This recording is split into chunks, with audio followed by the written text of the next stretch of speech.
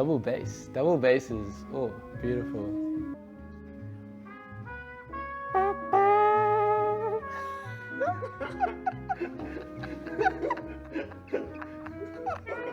I can't do it seriously, sorry. But that's why I trumpet. My name is Josh Ua, Janse Van Rensberg. And a fun fact about me is that I can play the trumpet with my mouth, without a trumpet. One of the things that I most enjoy to do when I have the time is to create music. So usually when I write, like it's chaos. So you can picture like not as clean as this, just like paper everywhere, and like I might be in pajamas, or like my hair's crazy, or this is really clean, just so you know. So usually how a song starts for me is with like a tune or a rhythm of some kind. I have a voice note of like some early stuff here. Inspiration to me, when it comes to songwriting music, I make a ton of noise, and like I just forget about the people around me, and I usually sing really loudly, or trumpet, or beatbox, or like clap, and I probably look like a mad person from the outside. And then I make a lot of voice notes. So if you ever curious about whether someone is into songwriting, ask them to show you their voice memos. They probably won't want to, but it's a good metric. So what do you record? Just whatever randomly is in your head? Just like, yeah, this is a cool melody. Okay, cool, got it. And then I'd keep singing it and singing it and singing it, and then like, oh, what about this? And yeah, it's a fun zone to be in. This is mostly like song ideas and music ideas, and it goes back to 2016. Yeah. Oh, this time looking for the sun.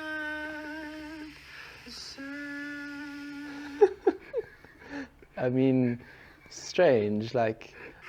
I can feel it. You at the borderline. 2 steps forward. Yeah, Like really cringy vocals. Yeah. Basically, like the foundation of it is just a kick and a snare.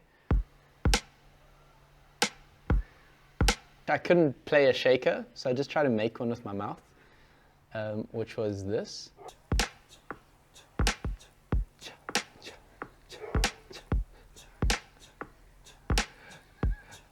And I just found that every time I added a vocal element, because of the imperfections, it started to feel better, which is like really cool. Anyway, so you've heard the voice memo. I'm going to just play the beginning of the song and maybe 1 or 2 parts.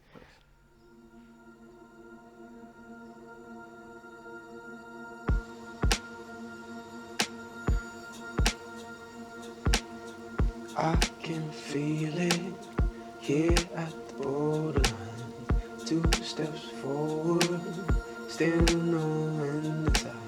Slow it down, keep your head now, lay it down, every little whisper. All this time I've been looking for a sign. We're coming close, we're coming close, we're coming closer to your heart. I can see it. Anyway, there's a small chunk of it. Before I started writing music, I loved listening to something, like something someone else had written, and being like, wow, this is so cool. Listen to what the drums are doing, or listen to like what's going on inside when I hear this, or watching people play music. I'd be fascinated.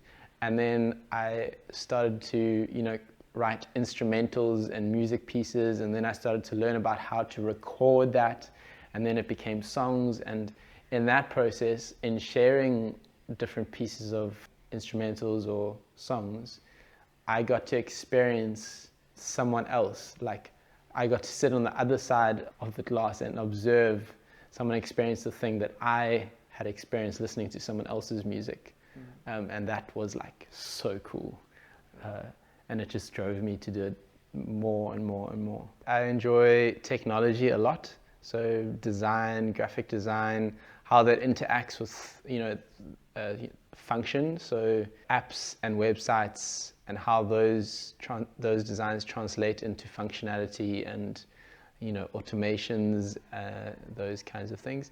The design is like this love-hate relationship, where I have a goal of something that I want to make. I try to put something together and then I just get really frustrated because it's just not coming together. It's just not coming together, and I try a different way. Inevitably, if I'm able to push through that creative wrestle, I land in a space that I'm like really proud of this thing that I've made, whether it's a graphic or a user interface or something of that nature. On the technical side, so in terms of development, I feel creative in the whole process because that's more about problem solving than an end result. So I usually go in and there's some kind of technical problem that I'm trying to solve, and it may not even be for like a business objective, or it might just be an idea that I have. I just think it's cool and I want to solve that particular problem. And creativity for me is the process of the problem solving. Try this, it's not working. Try that, it's not working. Why is it not working?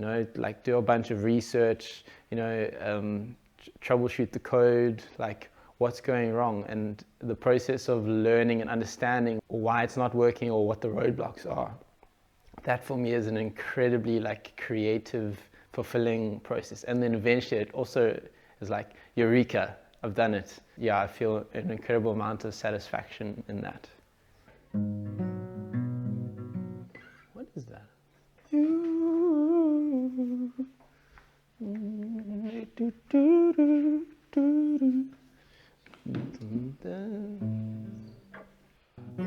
What all of these have in common is that they, I don't know, like on a soul level, they do something down there that is like deeply fulfilling.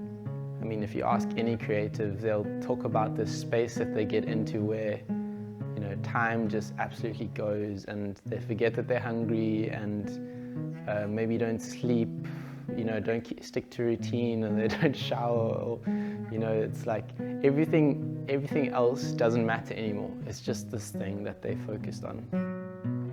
Oh, love, when you call my name out, I'll run. I won't be afraid now. You've got the arms of a father, got the strength of a fighter. How does it impact you when it doesn't go the way you want it to go? I think I get, I experience disappointment, or I have this like low mood, or I'm like, I'm not gonna do this again, or But I think I've also learned that it's just a very strong feeling in the moment, and that usually with some time I'll come back and I trust myself enough to not give up on the idea or the thing that I'm doing, even if the time scale is over years. I'm like, I'm gonna make it happen. I'm gonna finish this thing. I'm going to get there. How have my creative outlets impacted others? You'd have to ask them. I'm Charlene. I work together in the office with Josh. He has a way of inspiring creativity, in asking the right questions, in thinking deeply about what you're presenting to him. I think I've actually learned a lot from the way that he thinks, and it's made me challenge myself and challenge the way I think as well. He's got an amazing brain, an amazing mind, and he's able to be quite analytical, but also quite creative in the same breath, which is, I think, quite extraordinary. Yeah, so I really value his friendship. Probably like 6 months to a year, I had this like haunting guitar line type of thing, which I don't even know if I can remember how to play it, so just give me a second to figure it out.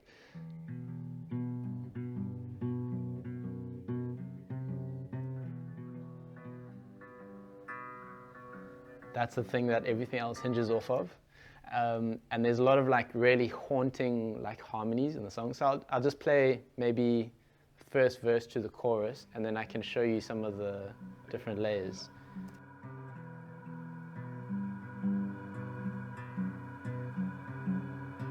They saw the sunrise, they saw a new day dawn. There at the borderline, there where the flowers fall. Vocal layers are just, to me, the best thing ever.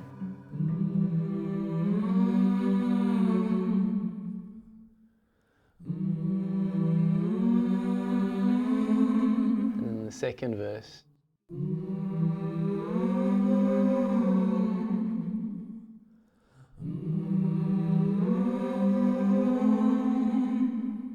So to me, those vocals just add so much depth and body and richness and feel to the song, especially in that part. One of the things I'm really bad at is releasing music or like putting it out there. So I might regret this, but maybe what I should do is force myself to get this to a point where I put it like on YouTube or SoundCloud, and then you can just put a link in the video. That's a good idea. Yes. Nice. I might regret that. But anyway.